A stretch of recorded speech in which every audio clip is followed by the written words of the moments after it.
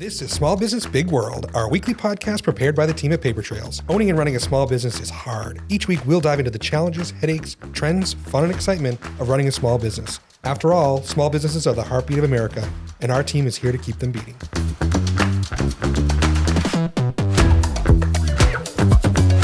Welcome to Small Business Big World, our weekly podcast where we talk about all things small business. Today, I have the illustrious Jon Portanova. Jon is my marketing director here at Paper Trails, and we do all sorts of fun things together. So today we're going to talk a little bit about content marketing for business, which is something that we do a lot of. So it should be a good topic. We're kind of, I wouldn't say we're experts, but we're getting pretty good at it. We're getting better. We're getting better. It's a long process, but we're getting better. It's taken a couple of years. Yep, for sure. Well, good. So a little housekeeping before we get going. Like, subscribe, follow, share, rate, review. Getting pretty good at that too. Please. Thank you. We're everywhere you are. So certainly all the podcast platforms, we're on all the socials. Anywhere you want to, take a look at us, we're there, right? So follow along. If you have any questions about this episode or any episodes, any of our guests, feel free to email us podcast@papertrails.com. So, all right, Jon. So, content marketing. So, we started content marketing 2.5 years ago, right? Close to 3, yeah. Right. So, let's just give us a quick overview about how we started, where we started, where we... Sure. So this is completely new to both of us, really. My background is more in the restaurants, and then when I left the restaurants, I came to work here at Paper Trails, and Chris and I both started this journey in content marketing, and I think it started, you were at a conference, and you heard about this book called They Ask You Answer, which is a great content marketing book that I believe you read before I started, and then as soon as I started, he had me read it, and that's kind of the philosophy we've taken. We've read this book. We believe in the content marketing strategy. So that was the beginning of the whole process. So I always tell my staff when I read a new book, you're in trouble. Right? You go on, when he goes on right now. When he goes on vacation, he reads 3 or 4 books, and I get 3 or 4 emails saying, "Oh, Amazon will be at your door tomorrow with the book." For sure. So They Ask You Answer. Tell us a little bit about what that is, what that means. So it's really a book about the main philosophy of the book is really about trust. Your customers are out there. They have questions. They're asking you questions on a daily basis. The goal is to answer those questions for them. They ask, you answer. And really it's to have the answer before they ask it, right? It is because, and I think we'll get into that. The book says that we know 80% of the buyer's journey is done before they even call you, before they step in your building, before they submit a form on your website. So the thing is to build that trust and help them along that buyer's journey, that 80% before they reach out to you. So how are we doing that? There's multiple ways. Like I said, so it's about answering the questions they're asking. Sounds like this podcast is one of those things too, right? It is, right? So when you're going to buy anything, right? Say a car, a pair of shoes, what do? You probably search online, right? What's the best car? How much does this car cost? What are the negatives of this car? So there's so many things that you're doing What's online. the difference between this car and that car? Exactly, right. So that's the point of They Ask You Answer is to list out all of those questions that your customers may be asking and answering them. So whenever anyone shops online or in store, there's kind of 5 things they really think about. They want to know what the best thing is. They want to know how much that thing costs. They want to know the negatives about that thing. They want to know how that compares to the other thing, and they want to know reviews. Especially, reviews both in probably products and services industries are huge. So those are the kind of the 5 main categories that They Ask You Answer book talks about, and those are the categories that you build your content around. And that helps build that trust, right? Exactly. That's the thing. I mean, certainly, we see it all day long where we have prospects and even clients searching for, what's Maine's minimum wage, right? And when they search for that on Google, we're number one when they come up because we're providing that answer. Right. Then they're already on our website. They're looking through our other content. They're looking at our services pages. They're looking at our pricing pages, which are also on the website to build that transparency around that. And then finally, they hit the contact us page. Correct. And a big philosophy in the book too is, you want them to be on your website, but you don't want to brag about yourself when you're answering these questions. We're not the best payroll provider in the world, potentially, so we don't say we are. We provide education and training and hope that we build that customer's trust when they're on our website and seeing that this is a really good company. and then we want to work with them, and then they would, like you said, fill out that contact us. The nice thing is we also use tools where our website is integrated with our CRM, with our marketing tools, so that we can see when someone is on our website, where they've been on our website. So when you see those pop up that says, do you want to accept cookies on our website, please say yes. So we can do that. Right? We need those. We need those. The nice thing is when you hit that sales form and that comes through, we can see what pages you've been on the website. And I know Jeff, who's our sales manager, loves to go see that journey. As do I. As do you.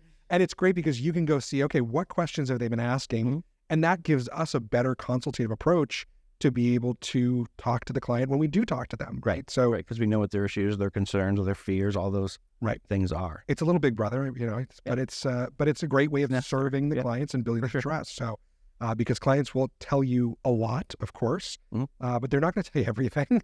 And it's upon us as consultative advisors to really dig down and get that. Pull that information out of them. Right. Yeah. So, talk to everyone, talk about, how do we use this in our sales process? How do we use this in our service model? Sure.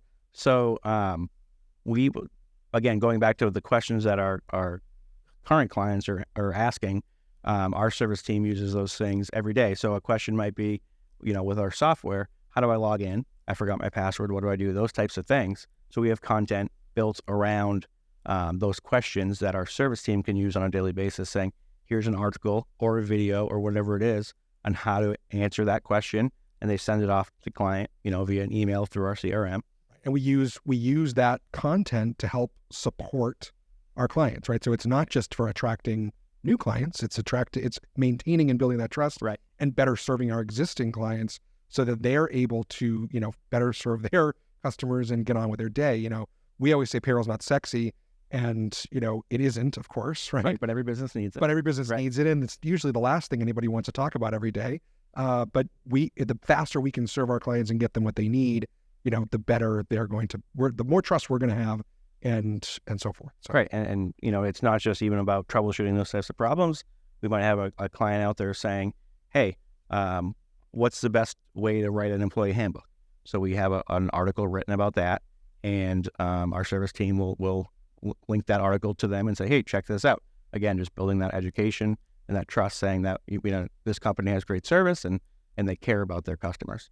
And then in terms of content that our sales team would use, it might be how much does payroll cost? That's an article, right? Cost is a big thing that nobody wants to talk about, right? But it's one of the number one big five. There's 5 big things in the they ask you answer, and cost is number one. No one wants to talk about cost for 3 reasons. One being, I don't want to scare my customer away, right? We might be too expensive.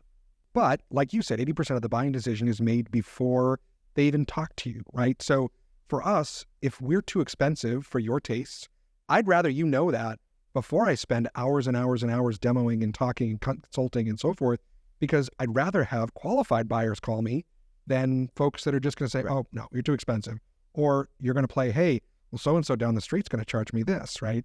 But you also want to show why you're pricing me a little bit higher than somebody else, but show because you provide that value as well on the back end. Absolutely. And I mean, we tell people all the time, we're not the low-cost provider, but John's got pages and pages and pages and pages and pages of content that say this is why we're not the low-cost provider. Right. You're going to get that education. You're going to get those resources. You're going to get... I mean, and if you look at the content that we produce, it's in multiple formats, right? It's not just blog articles. It's not just ebooks. It's podcasts, videos, webinars. There's so much content that we're putting out. We have other trusted advisors reaching out to us for information on state programs and things like that. I mean, we put a webinar on the new state retirement program. We've done a couple of them, of course, but we had, over 100 people on the webinar. More than half of those were accountants and financial advisors that were learning from us. So not only are we the trusted advisors to our clients, we're the trusted advisors to our partners, because we took a little bit of time and figured this new program out, and we're just telling everybody about it. And on the back end, that's really good for us, because those are our COIs that we want, to be recommending us to their clients. So we've been doing this now for 2.5 years. About 2.5 years, yep. Right. What's that timeline looked like in terms of results? How do you feel? Sure. So this is all part of an organic process. It definitely is a longer process. It took us probably at least a full year to see really any leads out of it. slowly our traffic to our website increased as we wrote all these articles and all these videos and guides answering all these questions. But it's definitely at least, I would say, a year before you start seeing anything. And then now here in the second year, we've seen a lot more growth. We wrote one article called "The Best Payroll Company in Maine," and I was looking it up yesterday, and that was published in May of 2023, so not even a full year now. And I know we can say we've got over 150,000 in recurring revenue from that one article in less than a year. So that's that really one article alone has brought in $150,000 a year in recurring revenue, which is that they literally Google what's the best payroll company in Maine, and they come to us. Now, of course, our competitors are on there, which we're very friendly with, of course, and we say, hey, this is what these guys are really good at, and this is what we're really good at, and this is why, and this is what they're not so good at, and this is what we're not so good at. So it's a totally transparent article, right? Sure. It says we're not the low-cost provider, right? This person is. We talked about our strengths, we talked about our weaknesses, and we talked about our competitor strengths and weaknesses, and that ties back to, again, to the they ask you answer. One of the other 5 core principles is best. So it's like, what's the best payroll company in Maine? We're welcoming a new member to our family soon. So just the other day I was looking up what's the best stroller for a newborn, So every day people are out there searching best cost. Now, is that a dog or a baby stroller? It's a combination, the dog in the bottom, the baby up top, and then, I'm the other dog in the back probably, and the baby Bjorn. But, so it works. And it's, again, thinking about the questions that your clients, your potential clients even are asking, and writing content, be willing to write about that, be willing to show it, be willing to sell that way. You got to think differently than what people in your industry are thinking. And I personally, right, we always had that fear about pricing on the website. I always said, it's so hard to price our product, which is a lie. We have a pricing chart. We have a matrix. We know how it works. Are there some idiosyncrasies to it? Of course there are. Depending on what we do for you, there definitely are some pluses and minuses, but it's pretty well baked. And, we've taken the approach of putting on our website, this is where it starts, and it can go from there. And this is why and how much, not necessarily specific. You may not be able to, get your exact number, but you can come up with a pretty close idea based on what services that you're going to use. Right. I talked to a prospect the other day. She goes, hey, I saw your website. It's going to be this much per payroll plus this much per employee. And this is what your setup fee, and this is what you charge for quarterlies. And I'm like, yep. I'm like, she goes, could you put a quote together for me? I said, well, you just did, right? You just did, but, but she did that 80% of the decision. Right. She made 80% of the decision. Right. And I did put a quote together, which included the specific details. And she was a very basic prospect and only needed the very basics that were on the website. But she knew that, right? I mean, he still had to put the quote together, but it's not like that was, she had already had that buying decision. Right. She pretty much had already made the decision before she called me. She was just gut checking it. And I think a lot of people will say, well, I can't write about price or cost of my service or product because it does depend, right? But like you said, you can kind of talk about ranges, why it's more expensive if we do this, why it's less expensive. Doesn't have to necessarily come to a specific number in the article or on the page you're creating, but just talking about it and being honest about it is being transparent. And again, transparency is breeding trust. And we recorded a video, which there's me sitting on the top of the page saying, this is how we price, right? Exactly. So, and certainly we talked about the pros and the cons and the ups and the downs. So again, it took us a year, I think, into this journey to even put it out there. Right. And there was probably, times along that journey that it was like, this isn't going to work. We should stop. But it really is important to kind of just keep going, and eventually you'll see the fruits of your labor for sure. Right. So, how do we come up with ideas for this content, right? You spend a lot of time writing content, building ebooks, getting ready for this podcast, getting ready for our video shoots, getting ready for social, how do we come up with those ideas to plan that? So there's multiple ways. Like, first would be, again, going back to that they ask you answer book, thinking of those 5 core principles: cost, best, reviews, comparisons, and negatives. And just kind of generating ideas around those principles. So how much does this cost? Why does it cost this much? What happens if I do this? That's, 3 ideas right there. The second would be, and the big thing, at least for our team, is we use our team to come up with ideas. So anytime they field a question from a client via email, via phone call, hey, write that down because we want to write a book. Right. We write an article, a video, whatever. They've gotten pretty good at looking on the blog first. Hey, do we have something already? Right. Looking in our content storage. And if not, they email me, say, hey, I need this. Right. Right. Sure. Well, this customer just asked me, what is this? Right. And we don't have something written about it already. So, hey, great. We wrote it up this time. And guess what? Now we're going to save it for next time, for the next time. And that's our service team. And then our sales team, Jeff, he does a great job, obviously on his meetings. And then anytime he has a question that we don't have content built around, he'll send that to me as well. So it's both sales and service teams that generate these. We use the content in the sales process to really engage the prospect and say, hey, this is the type of stuff we're looking out for, right? We're looking out for this new retirement mandate in the state, right? We're looking out for here is how you're going to survive a wage and hour audit from Department of Labor. We've done a whole book on that. Started as an ebook, and we actually printed some, and we use those in our sales process to be able to go out and say, are you following all these rules, right? There's a ton of stuff that you got to think about as an employer. Are you doing this? Right. And, I think that helps build that trust even with the prospects. And we build that into, drip campaigns and so forth as the prospects are going through the pipeline. And then we take it the next step further is when we do sign on a new client, we have an onboarding journey that they go through where they get a lot of the basic information their first, 6 or 8 months with us.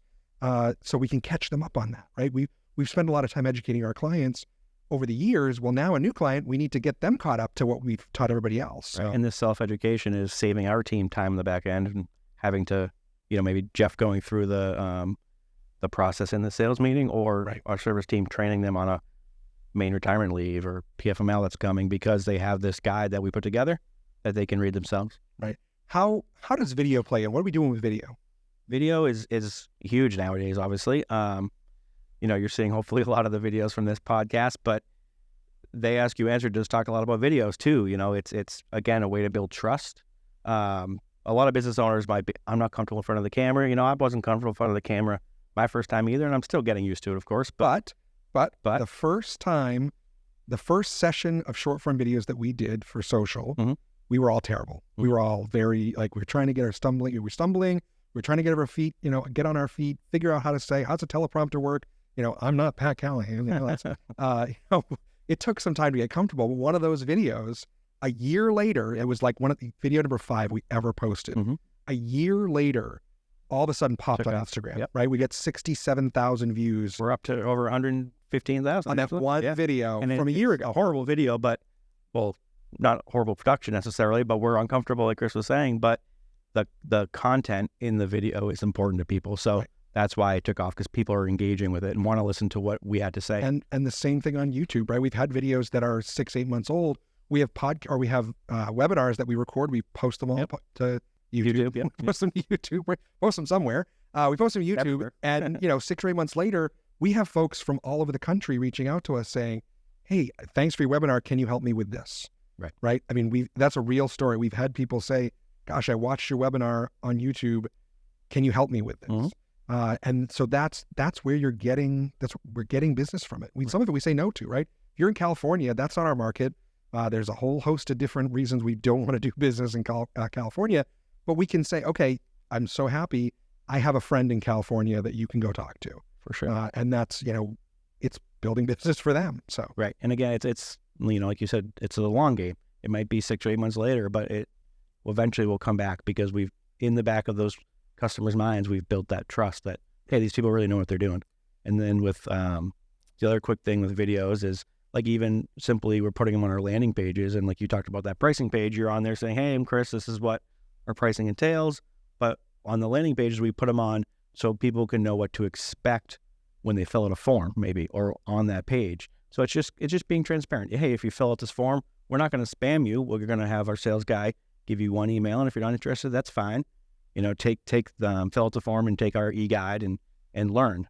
We're here to support all small businesses. Sure. But again, it's just that builds a trust. They know all these people aren't going to spam us. They know what to expect.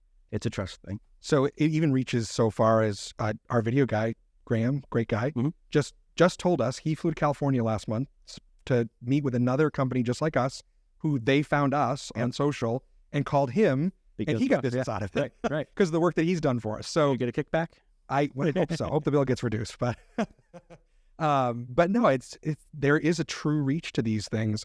And it doesn't only help us, it helps, others as well. Like I said, it helps Graham, helps our partners. How many of our fellow, payroll companies steal our content, right? And I don't care. We tell them, right? This is what we do. You can do it too. Right. We're flattered when they do that. What is it? Copy is the best form of flattery, or whatever the saying is. Imitation's the best. Imitation. That's what it is. Yeah. So, and if I'm being honest, I do some of that with some of their stuff too. Yeah. Because I know it's a good topic or a good idea or whatever it is. So it's definitely.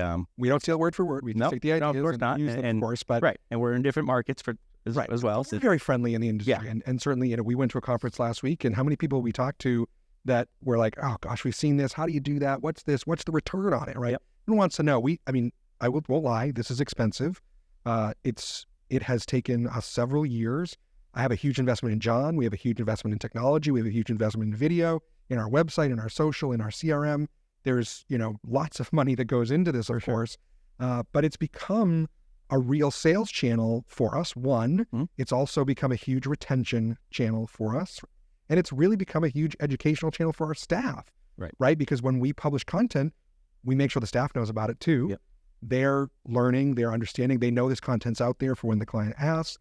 It's because we know business is harder and harder every day.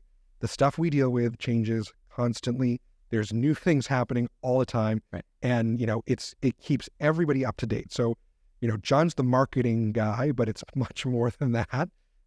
And it's really been successful for us. So speaking of things changing, Jon, how do we keep up with it, right? So limits change, rates change, policies change every year. How do we keep up with that, and what are we doing to refresh that content? It's staying on top of the changes is obviously the big thing, and you're great at that. You always are sending me, hey, this is changing. Well, let's make sure we update the previous article we wrote about it. So a big thing for us would be like the IRS contribution limits or minimum wage. So those kind of things. So taking the content that you had previously created and just making sure you're staying on top of updating those on if it's a yearly basis or a monthly, whatever the time frame is. But it's making sure that you are updating those things in a timely manner, because if not, then you have false information out there. So, and we're not going to get into it too much with the SEO stuff, but there's so much that goes into that, making sure that you're staying on top of your SEO when it comes to changes for like minimum wage. You have to make sure your headings and stuff are all yearly and all that. So there's so much I don't want to get into for that, but just making sure, you're staying on top of, in our industry, policy changes, rate changes, that kind of thing, and just updating all your content out there. And what I do is I generally have like an Excel spreadsheet and know what content I have out there, which has things that might update on a yearly basis, and then making those changes. So a couple of weeks ago, we had an issue with our software, right? We do a lot of work, certainly we're all slaves to the software these days. And, our software had an outage twice in a week, essentially, which not only impacted us, but it also impacted our clients, their employees. And it was a rough couple of mornings, I will not lie. Of course, on the busiest payroll day of the week, too, Wednesday. Yeah, Wednesday we went down for half the day. Our team was freaking out, everyone was going crazy. But, one of the things that we're big on in this whole process is the transparency. And, we sent out a lot of emails in a short period of time, trying to let everybody know what was going on. And what happened was Jon was like, the read rates are going down and down and down and down and down for every email you send out, because we're trying to let people know, okay, how do you troubleshoot this? How do your people clock in and clock out? What's going to happen if things don't come back up? How are we going to get people paid? All these important things. And so everything came back up. We let everybody go. Everyone got back in. Payrolls got run. People got clocked in. Everything was fine. But the next day, we got some information from the software company about what happened, why it happened. And I said, Jon, we got to send out another email.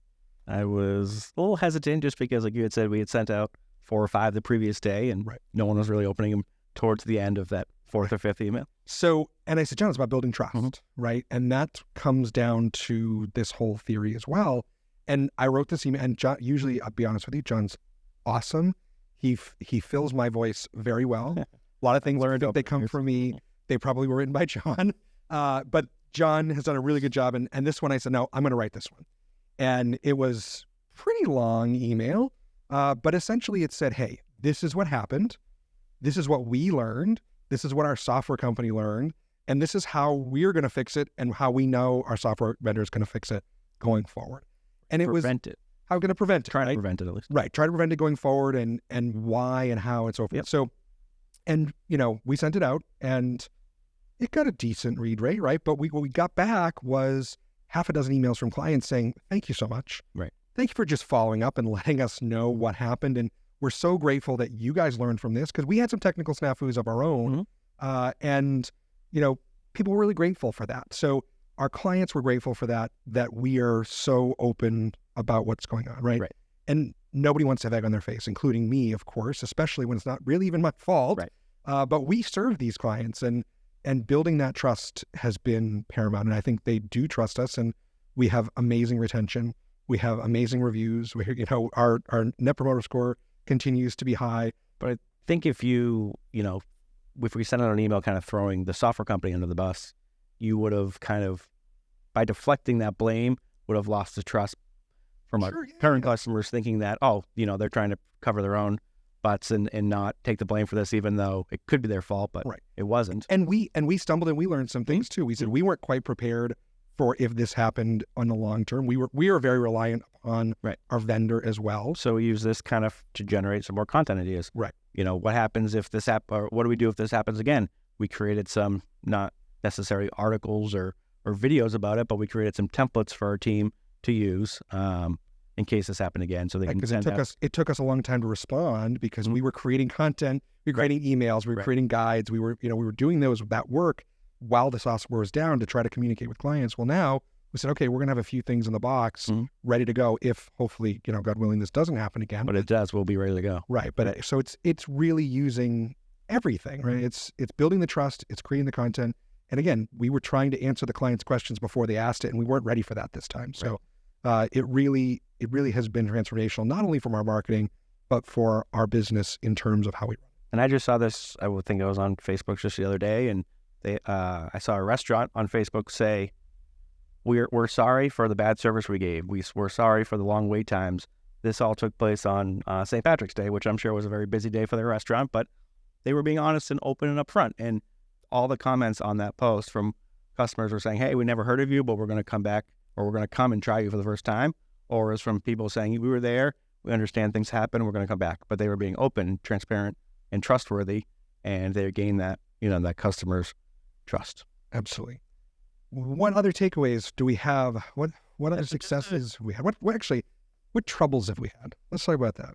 We've created some content that hasn't really hit home and seen a lot of success. That's kind of probably one trouble we've had, trying to figure out what type of content to create. We have those ideas, but some of them don't always hit home. So then going back and tweaking those, that's one trouble. Another one would be time. I try to focus my time on creating a lot of content, but then also pushing it out there so people can see it, so it's kind of balancing that. That's another trouble. So some of the troubles I've seen is we're fighting the algorithm right now. The algorithm is everybody's enemy. I feel like it's constantly changing. Right. We've seen a dip in some of our traffic and some of our viewership.